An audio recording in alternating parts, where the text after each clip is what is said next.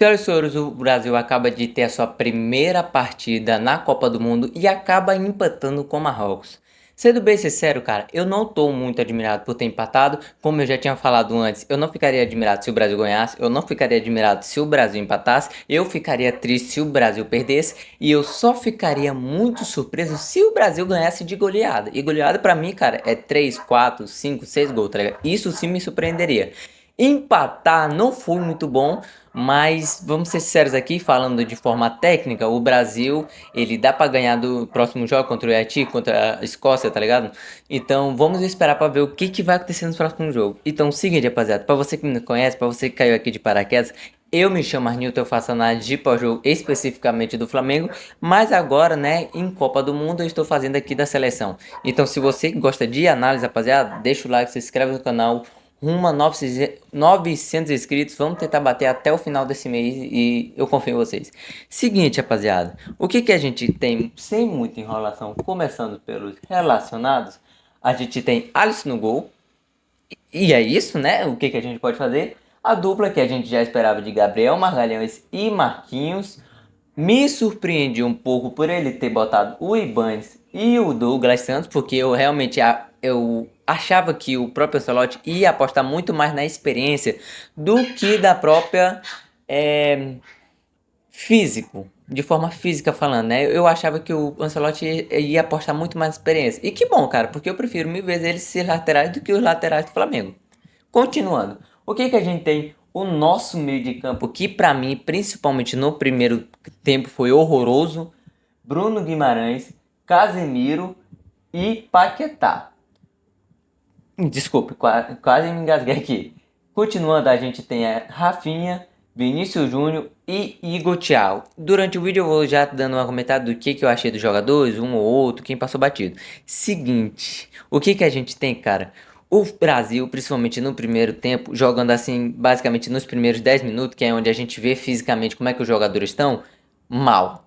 O Brasil tentando se esforçando ao máximo, ficar com posse de bola, até conseguia, mas basicamente em questão de dominância da partida, quem dava mais risco durante a partida, principalmente no primeiro tempo, era Marrocos, cara.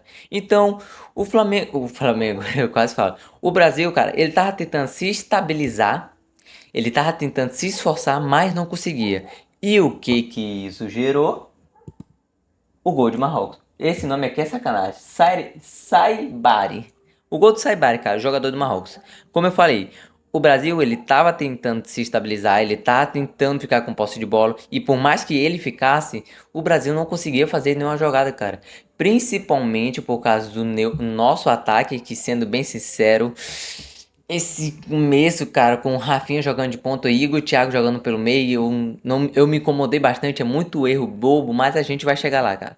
Como saiu o gol de Marrocos, uma bola, se eu não me engano, perdida pelo Paquetá, sobra um jogador no Brahim Dias, que inclusive jogou muito bem, sai a bola do Brahim Dias, sobra no jogador do Marrocos, que ele pega sozinho no meio, dá uma cavadinha no Alisson e simplesmente não tem muito o que fazer, né? Vamos ser sinceros aqui. Ele sai comemorando, o Brasil começando extremamente mal, cara. A defesa aqui, sendo bem sério, eu não sei se eu escolho que tomasse um vermelho, principalmente assim aos 20 minutos do tempo, mas cara, tava muito erro bobo. O Brasil, cara, ele tinha uma dificuldade para manter a posse de bola, não conseguia fazer nenhum lance bom. Me incomodava simplesmente que não tinha uma jogada pelo meio, porque cara, sendo bem sério, o meio de campo é o coração e simplesmente o Brasil não conseguia, cara. Não dava absolutamente nada certo. Porém, o que a gente tem no lance seguinte para salvar o Brasil?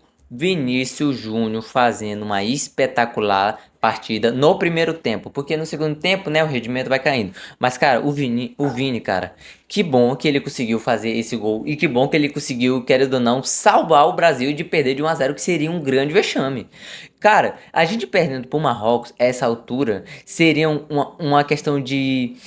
Desculpa falar dessa forma, vida ou morte pro Brasil, cara. Porque ele já ia pressionado pro próximo jogo contra o Haiti e contra a Escócia, jogos que são relativamente fáceis, o Brasil ia pressionado. E quando o Brasil joga meio que pressionado, precisando da vitória, meio que aos trancos e barrancos, o Brasil tem muita dificuldade. Então, que bom que o Vini conseguiu fazer esse gol. O Vini, cara, que basicamente foi o melhor da partida. O Vini era o cara da partida, jogando praticamente meio que sozinho em alguns momentos. Ele tava tentando, ele tava se esforçando, ele tava dando o seu máximo. E não é à toa que desse máximo sai o gol dele. Como sai o gol do Vini? Ele puxando a responsabilidade basicamente sozinho. Ele pega a bola, puxa para o meio, dribla um, dribla dois, chuta e faz um senhor golaço. O Vini, cara, que em toda essa trajetória, o tanto que a gente criticou de ele não conseguir jogar, de ele nunca conseguir se encaixar na seleção brasileira, nesse momento aqui, nesse jogo aqui em específico, cara, porque a gente tem que esperar os próximos jogos, o Vini joga bem. O Vini faz uma excelente partida, não tem meio que criticar ele, é claro que tem um passe errado aqui, uma troca de lance ali que ele acaba fazendo errado, mas num todo o Vini faz uma excelente partida e salva o Brasil de ficar no vexame contra o jogo contra o Haiti e a Escócia. Continuando, o que que a gente tem? A gente tem a chance do Paquetá. Cara, vamos lá. O Paquetá, ele teve a chance, o Paquetá jogou horrorosamente mal. Eu vou mostrar logo o lance e depois eu comento. Seguinte, opa, pulei aqui sem querer. Seguinte, a bola saindo, se eu não me engano, do Douglas Santos, que inclusive jogou bem. Eu gostei, tipo, a partir do Douglas Santos, fez um feijão com arroz muito bem feito. Uma bola saindo do Douglas Santos, a bola sobe, ele cruza pro Paquetá, tenta de bicicleta e o goleiro defende e ele sai, quase sai o segundo gol. Cara, vamos tirar esse lance aqui do Paquetá? Sendo bem sincero, vamos tirar esse lance aqui do Paquetá, que ele quase faz o gol. O Paquetá faz uma horrorosa partida no primeiro tempo. Não só Paquetá, como Bruno Guimarães e Casemiro, senhor Casemiro, que eu também não posso deixar passar esse pano. Simplesmente, tanto desapareceram na partida, quanto jogaram extremamente mal. Eu vou pegar mais no pé do Paquetá. O Paquetá, cara, faz uma horrorosa primeira partida. Absolutamente nada tava dando certo. Qualquer lance que ele tava tentando, qualquer passe ele tava errando, muito bobo. Eram umas bolas, cara, que geralmente os jogadores não erram e ele tava errando. Eu não sei se o gol afetou muito ele. Talvez sim, talvez não, mas ele faz uma partida bem mais ou menos no primeiro tempo. No segundo tempo, cara, ele até dá uma melhorada, mas ainda nem é tanto assim o suficiente para poder dizer, não, dá para passar um pano aqui para ele. Paquetá. E eu tô falando mais Paquetá porque ele foi o mais que errou. Porque, sendo bem sincero, Bruno Guimarães e Casemiro também passaram batido. Porque, cara, vamos lá, mais uma vez. O meio de campo é o coração. Se o meio de campo tá ruim, acabou o time. Não tem o que fazer. O Brasil, principalmente por conta do meio de campo, nosso trio meio de campo, tudo bem que o Paquetá faz uma coisa mais na frente, mas ele faz meio que parte do meio de campo. Se o meio de campo não funciona, se o meio de campo não tá bem, acaba a partida. E principalmente por conta disso que o Brasil teve muita dificuldade no primeiro tempo. Desculpa se vocês tiverem ouvido tanto latido quanto fogos, porque, né, eu acho que o pessoal tá gastando. Enfim, eu acho que um dos fatores para o Brasil não ter jogado principalmente bem no primeiro tempo foi por conta dessa falta de, não entrosamento, mas essa falta de aparição dos jogadores que jogam mais centralizado. Deu pra entender? Enfim, cara, o que que a gente tem? Opa, caiu aqui. Ai. O que que a gente tem? O Rafinha também. O Rafinha, cara, ele faz uma partida muito apagada no primeiro tempo. E eu acho que um dos N fatores que ele não fez ele jogar muito bem foi porque ele tava jogando de ponta. Por mais que a gente bote muito o Rafinha jogando de ponta, e é uma função que ele joga muito bem, cara, o Rafinha ele também joga muito bem fazendo a mesma função do que o Paquetá. Não é à toa, cara, que no segundo tempo ele vai mais centralizado, porque entra o Luiz Henrique, a gente vai chegar lá, ele entra mais centralizado e meio que ajuda o Brasil muito mais centralizado do que de ponta.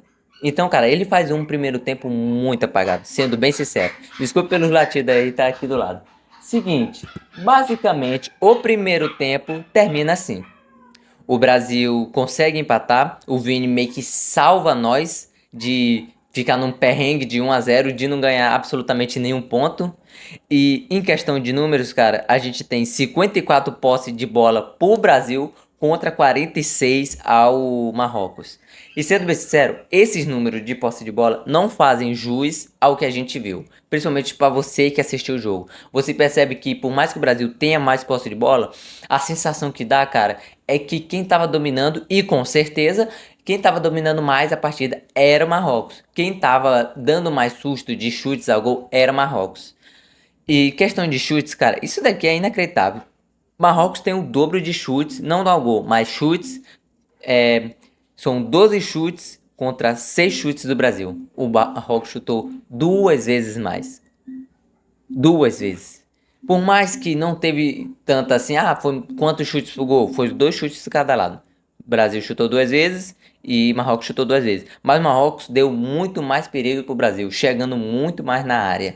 Então, cara, é uma coisa que, sendo bem sincero, eu vou dizer assim, eu sei que o Ancelotti ele tem muito mais experiência do que eu, isso é uma coisa óbvia, mas uma formação de 4-2-4 não funciona pro Brasil, cara.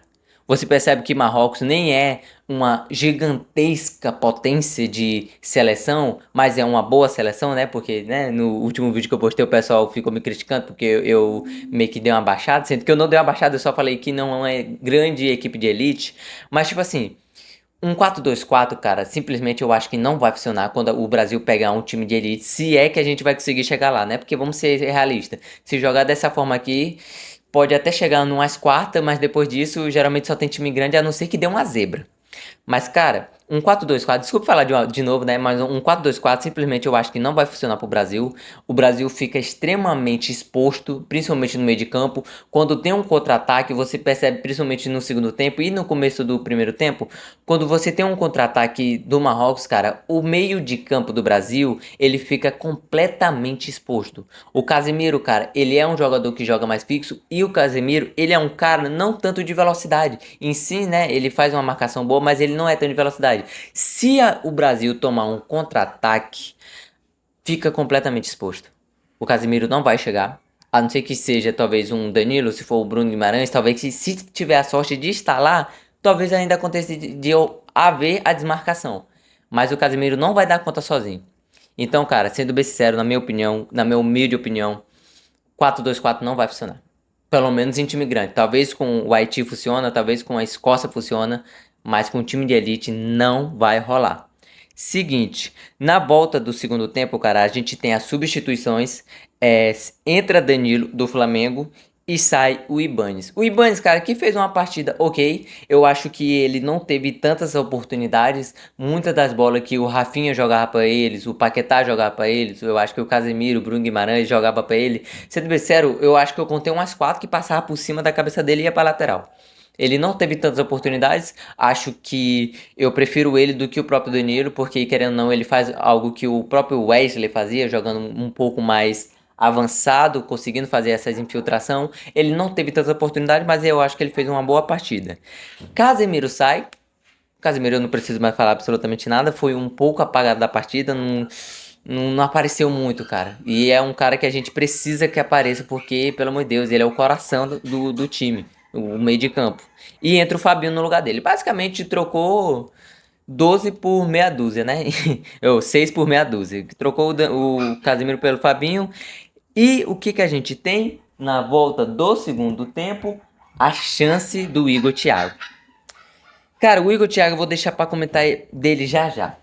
Com 6 minutos do primeiro tempo, o que a gente tem? Uma bola saída, meio que roubada. Ele chuta e perde a bola sozinho. Cara, é uma típica partida pro Igor Thiago, cara, esquecer. Porque, cara, absolutamente, por mais que ele ajude fisicamente o time, que aí a gente não tem o que reclamar, não tem muito o que você questionar sobre o que falar sobre o Igor Thiago, a gente não pode reclamar, cara. Porque ele tá fazendo basicamente o que o Ancelotti pede, que é para ajudar muito na marcação, e isso ele fez muito bem na partida, tanto para pressionar o goleiro, quanto para ajudar também na defesa. Isso ele ajudou pra caramba, cara. Mas pecava muito na finalização. Então, cara, o que a gente tem também de substituições, mais ou menos aos 30 minutos, sai Paquetá e entra Matheus Cunha, sai Igor Thiago e entra Luiz Henrique. Luiz Henrique, cara, que ele entra no segundo tempo, consegue fazer algumas jogadas boas, mas, de novo, ele não teve tantas oportunidades assim, então eu não posso falar assim, ele jogou bem, ele jogou mal. Ele teve uma partida ok, eu não tenho muito o que julgar. Meio que Luiz Henrique vai para o lugar do Rafinha e o Rafinha joga mais centralizado e Matheus Cunha faz o 9. Você percebe, cara, que o Rafinha jogando pelo meio, ele joga muito bem. Só que, cara, eu acho que o Ancelotti não confia tanto no Luiz Henrique jogar de titular na ponta, cara. E meio que ele joga meio de segundo tempo para justamente pegar os jogadores um pouco mais cansados. Enfim, o que a gente tem no lance seguinte? Em mais uma chance do Brasil, uma bola que sai do próprio Cunha, que vai, se eu não me engano, pro Vini. O Vini, ele consegue receber a bola sozinho, pega na velocidade, tenta driblar um, puxa a responsabilidade, chuta no Rafinha e o Rafinha pega mal. Cara, eu sei que é muito fácil chegar aqui e eu falar assim, era só o Rafinha ter segurado a bola, ter feito isso, ter feito aquilo. Cara, a gente sempre vai criticar quando não sai o gol. E nesse lance aqui, o Rafinha, ele meio que chutou fraco, eu poderia dizer isso. Ou meio que ele chutou no meio do gol, então facilitou pro goleiro. Mas, cara, você percebe que o Rafinha jogando pelo meio, mais uma vez, desculpe falar isso, mas o Rafinha jogando pelo meio, ele joga muito melhor do que ele joga de ponta. Mas aí, cara, fica uma briga muito grande entre o próprio Matheus Cunha, que também faz 10, o Rafinha pode fazer 10, o próprio Paquetá joga 10, Neymar. Desculpa, cara, a gente tem que acreditar no Neymar. Enfim, cara, depois disso, o que a gente tem? O Danilo, ele entra, como eu já tinha comentado. O Danilo entra e quem sai é o Bruno Guimarães. Mais uma vez, cara, eu vou deixar aqui meu comentário. É o que eu queria muito, eu já tinha falado isso, inclusive isso no canal de cortes, inclusive se você não segue lá, link na descrição, fiz já o meu merchan. O Danilo, cara, eu queria muito ver ele jogando com o próprio Bruno Guimarães e o próprio Paquetá. Eu queria ver se essa tática funcionaria não só no papel, que no papel da minha mente, né? Mas se funcionaria também muito em campo. Eu acho que funcionaria, eu acho que eu teria que fazer esse teste. O Casemiro, cara, ele não jogou muito bem nessa partida, então talvez se ele tivesse trocado um pouco mais cedo o Casemiro pelo Danilo, eu acho que talvez teria dado certo, mas aí ficar só em hipótese aqui, eu acho muito difícil a gente chegar em algum lugar. Enfim, cara, depois da entrada do Danilo, inclusive jogou um ok, né? Porque ele não teve também muito tempo. Depois disso, cara, a gente tem uma jogada do Rafinha que aqui sim é interessante. O Rafinha, ele recebe essa bola aqui, se eu não me engano, do Luiz Henrique, faz uma senhora toque. Se liga só. Olha isso daqui, cara. Isso daqui é inacreditável. O Rafinha, muita gente criticou nesse momento que ele deveria ter chutado, mas sendo bem sincero aqui, ele tá sem ângulo. Olha o tamanho desse buraco aqui. Agora eu pergunto pra vocês, o que que tá faltando aqui? Matheus Cunha tá aqui. Danilo tá aqui. O Danilo joga mais pra trás, porque ele é um volante mais ofensivo, mas mesmo assim ele joga atrás. Vini tá aqui. O que que vocês acham que tá faltando aqui? Um centroavante. Eu sei que nesse momento aqui, o próprio... desculpe. O próprio Igor Thiago já tinha saído. Mas lances como esses aqui aconteceram pelo menos umas 2, 3 vezes. Igor Thiago não estava em nenhum lance. Cara, eu até entendo, mais uma vez, eu até entendo o Ancelotti, ele querer que o Igor Thiago ajude tanto no ataque quanto na defesa, eu acho que isso é correto, mas eu acho, cara, que faltou muita presença de Igor Thiago. Igor Thiago faz uma partida muito abaixo. Ele teve muita dificuldade para receber a bola. No momento que ele teve, ele não aproveitou. Fez uma partida muito abaixo. Acho que ele perde um pouco de pontos com o próprio Ocelote. E sendo bem sério, daqui pra frente, eu botaria o Endrick, eu testaria o Endrick, porque você já tentou Cunha, não deu certo, porque o Cunha volta muito. E ele faz uma função até que ok pra voltar, mas eu acho que um centroavante, um camisa 9 tem que fazer a linha de frente. Igor Thiago, se eu não me engano, esse é o segundo jogo, fora o amistoso, também não faz uma boa partida. Então, cara, eu acho que tinha que testar o Endrick. Eu acho que o Ancelotti é o melhor momento, principalmente o jogo contra o próprio Escócia, tá ligado? Esses jogos que são relativamente mais fáceis, seria o melhor momento pra ele botar o Endrick. Ele tem que testar. Sendo bem sincero, essa é a minha opinião. Cara, depois disso, o que a gente tem na última chance do Brasil contra o Marrocos, Danilo. O Danilo recebe a bola e, diferentemente do ataque que foi com o Rafinha, que ele meio que ficou sem ângulo, ou ele até que consegue receber a bola com espaço, sobra, chuta no gol e o goleiro faz a defesa. E é aquela coisa, cara. O Brasil tenta, tenta, tenta e não consegue. O Marrocos tenta, tenta, tenta e consegue dar mais perigo. Uma bola. Desculpe já fazer aqui minha introdução, porque eu já quero meio que dar uma conclusão. O Marrocos, ele consegue receber a bola, cara. O Brasil consegue tirar, ele chega chutando, sobra no Alisson, ele faz uma senhora defesa, ele chega, dá um susto no Brasil e a bola sai. Basicamente, a partida termina assim. O Brasil, cara, jogou muito abaixo. Eu acho que o Brasil, ele. Repito de novo, porque o pessoal me criticou muito na última vez que eu falei. O Brasil, eu ainda acho sim, cara, que ele era favorito para jogar contra o Marrocos. Aqui é minhas anotações, se você estiver ouvindo barulho de folha. E sendo bem sincero, cara, se fosse para empatar, que fosse nesse jogo. Eu acho que o Brasil seria ridículo se passar com o próprio Haiti. Se empatar ou perder para a própria Escócia, eu acho que seria uma coisa muito ridícula para o Brasil, seria querendo ou não, uma vergonha. Mas, cara, se fosse para empatar com algum dos três times, que seja com o Marrocos, porque o Marrocos, ele é um time extremamente forte. Se eu não estiver enganado, esse é o melhor elenco que o Marrocos teve nos últimos anos em Copa do Mundo. Então, cara, eu ainda sigo achando que o Brasil ainda assim é favorito contra Marrocos. É claro que esse jogo aqui vai tirar um pouco da minha. Como é que eu posso falar? Da minha forma de dizer que o Brasil é favorito.